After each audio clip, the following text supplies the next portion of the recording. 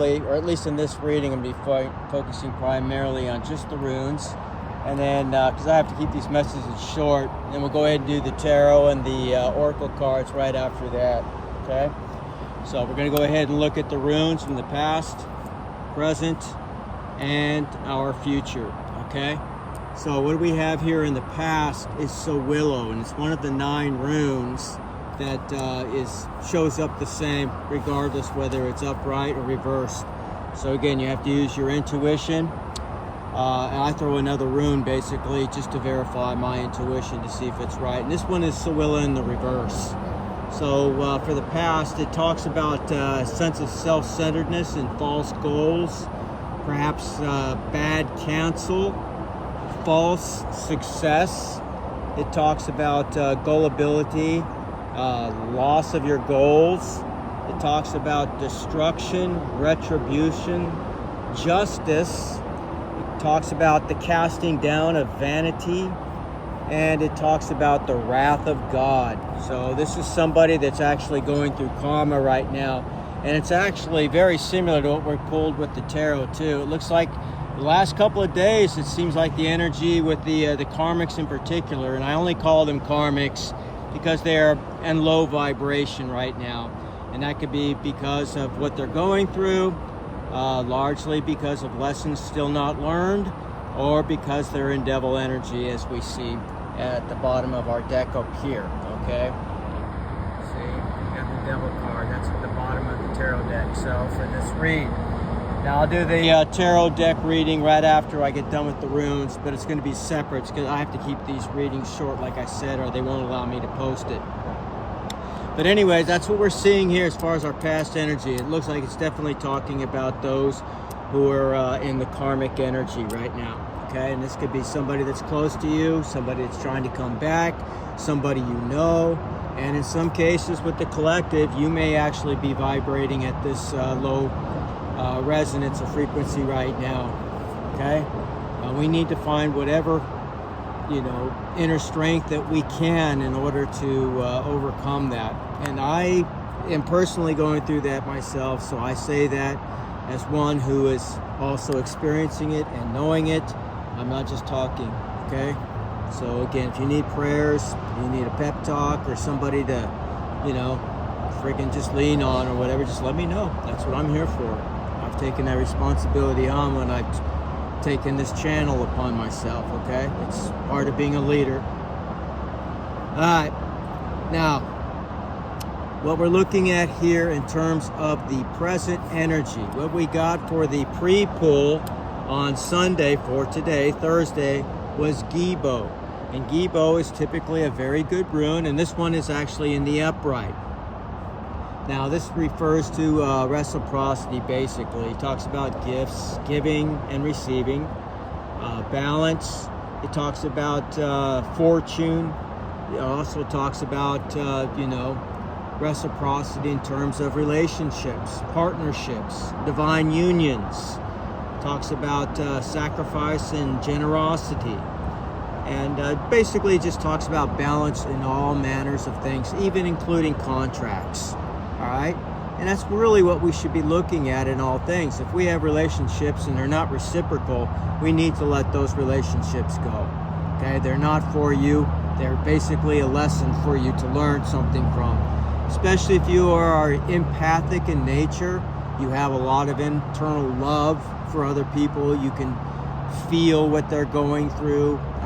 You have, feelings about what they're experiencing. You feel their pain and their suffering and things of that nature. One of the lessons you have to learn, because I had to go through it, is basically that there are things such as energy vampires that exist out there. And not all people who are going through a bad time are people who are good people that need your help and encouragement and your energy. So you can't just freely give it to everybody, otherwise you will be soon depleted. And there are those who literally live upon other people's energies. So if you're the one that's always giving and not receiving, that is a non-reciprocated or reciprocal relationship, and you need to put that one behind you. Okay? Now with the energy that we pulled today, we got Isa.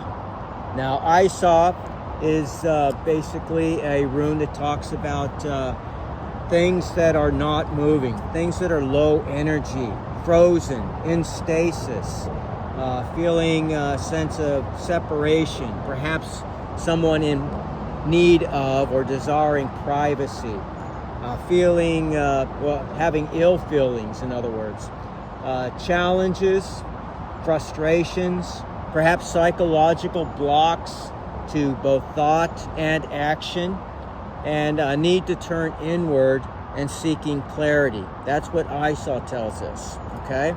So for the person that's really going through it right now, and I have feelings for even the karmics that are out there, my warfare is not with flesh and blood, with principalities, powers, spiritual wickedness in high places, Ephesians 6:10 through 18. And basically, that's from the Christian perspective, but it's also one of those truths that's echoed in all the religious dogmas, okay? And I believe that too. I believe that sometimes, we are victims of our lack of wisdom, lack of experience. They're young souls, and we all are at different points in our journey. Some people are very young souls, and they really are going through it, where other people seem to glide through life, and they've learned a lot of the lessons through multiple lives, perhaps. Now, you don't have to accept my point of view, but that is my perception of things, after researching all these different religious beliefs, mythologies, looking at science, archaeology, and all the other things that I could get my hands on to try to piece together this puzzle called life. And I do have a picture of it, I think, that has emerged, and that seems to fit very nicely within my puzzle. All right, so now as far as our actual influences, we got, again, Gibo, but this time Gibo is in the reverse. And I verified that by throwing another lot. And basically, Gibo in the reverse, as an influence, talks about problems with the roots of an emotional nature. So perhaps the problems that we have are unresolved issues. And many times, many of us perhaps forget to, really heal our inner child wounds. The wounds that we got while being raised by imperfect people. And it's not to crack down on parents. Some are truly very evil, nasty people, okay? And they've put and created a great deal of harm upon their children. Others, they do the best that they can.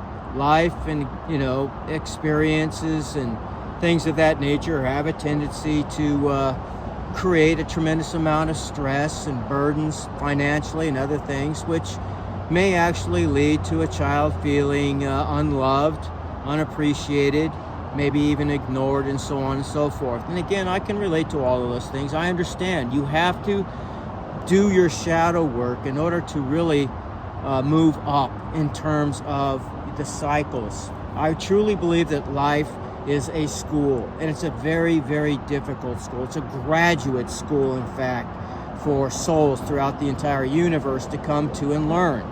And if you are here, pat yourself on the back. I'm not the only one who believes that, and I have a lot of reasons for believing that. And I try to treat my life in the same way. And not believe me, I had talk with God again today, and I can tell you straight up that even though I have this understanding and I have some gifts, a little bit of wisdom perhaps, many past lives, I still sometimes have a tendency to, feel this sense of self-pity and, why, God? Why all of this? I mean, I want to learn this, that, and the other thing, and why is this, being projected for so long? And, when am I going to get some relief and all of that? I mean, I'm doing everything possible, everything imaginable in the midst of my circumstances and still trying to do good. And I realize sometimes, sometimes too late, after talking God's ear off, perhaps that's precisely why I'm still going through it. It makes me stronger. It does. It's like going through an intense workout versus just going through the motions at the gymnasium. You're not going to see any results if that's the case. If you're actually really putting everything you have into it, just like with anything else in life, you're going to see the fruits of your labor. You're going to get the results. And that brings me to the other influence, which is Yera. Yera in the upright, basically, in a nutshell, is the results of all of your earlier efforts made manifest. So with that being said, it fits nicely with what I just shared with you. Now, in terms of the future energy, the overall future energy was Algiz, and it's in the upright. And it's a very powerful room, okay? And as I always like to bring up, I like to give a little history and insight to things when I have an opportunity or at the time. Of course, Winston Churchill made it very famous in World War II, and he was an initiated Druid. He knew an awful lot about Celtic belief systems, perhaps the Nordic in particular as well. I don't know, but basically the Celts also used runes many times. And although their mythology may be slightly different in many cases, depending on what part of the Celtic world we're talking about, we could be talking about Ireland, Scotland, and England, or we could be talking about anywhere else in Europe, for example, and parts of Germany and other places. So, basically what we're talking about there with Algiz, and remember now, it also became part and parcel, almost the, if you will, a symbol for the freedom movement or the peace movement of the 1960s that almost was victorious and got us removed from Vietnam, which President Kennedy was very much in the midst of doing before they murdered him. And I say they because it's already been proven. The results have now come out as far as the 65-year-old friggin' investigation and everything else. So the true evidence and everything else. And we see that there were people very much still in control today, and organizations still very much in control today that were behind his assassination and his brother's assassination and Martin Luther King's assassination, perhaps Gandhi's assassination as well. Even though they had people that they used as the poster children to hang those murders upon, they're basically just patsies, people that are being used by greater forces. Anyways, getting back to Algiz. Algiz stands for friendship, the soul, optimism, aspirations, and somebody who's basically fortunate. It talks about a protective shield or having the protective urge to shield others. It talks about a sense of defense. It also talks about the warding off of evil.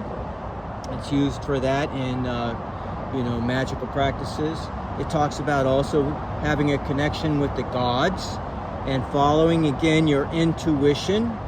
And it talks also about holding on to whatever success you may have earned or won.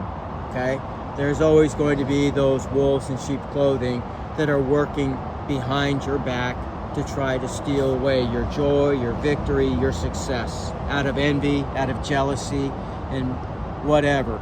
And it's unfortunate because many of the people that actually work very, very hard in their life to make these things happen, when they do actually get them, they'd be more than willing to share that success and the laurels of their victories with other people. But others, they don't care. They simply want it for themselves without actually going through the turmoil of actually, winning or earning that particular victory.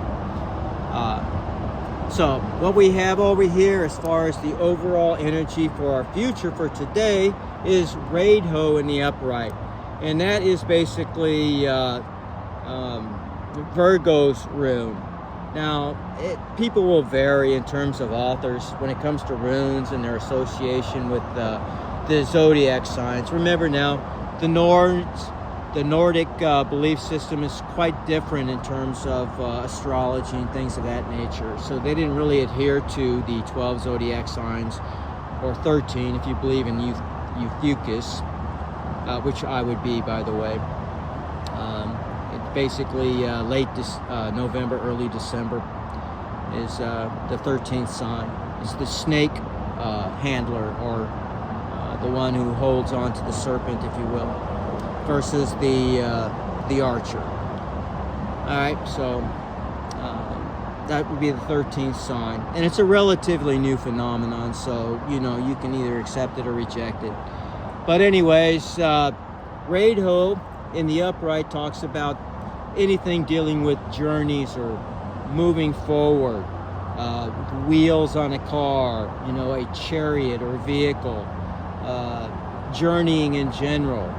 Talks about messages, talks about the career. It talks about right action, control, travel, both in terms of lifestyle direction and in physical terms. Possibly a vacation or a relocation. Talks about a person's evolution or a change of place setting. Perhaps the person who's been going through it is actually going to be changing locales here very, very soon. It talks about seeing a larger perspective, seeing the right move to make and deciding upon it. It talks about personal rhythm, world rhythm, basically the cycles of the universe, if you will, and the dance of life in general. All right. So again, this particular reading, as yesterday's, it seems to be focused primarily on those who are in the low vibrational, you know, at this time, the ones we typically call the karmics, or they're people that are acting karmic-y in our lives. Perhaps these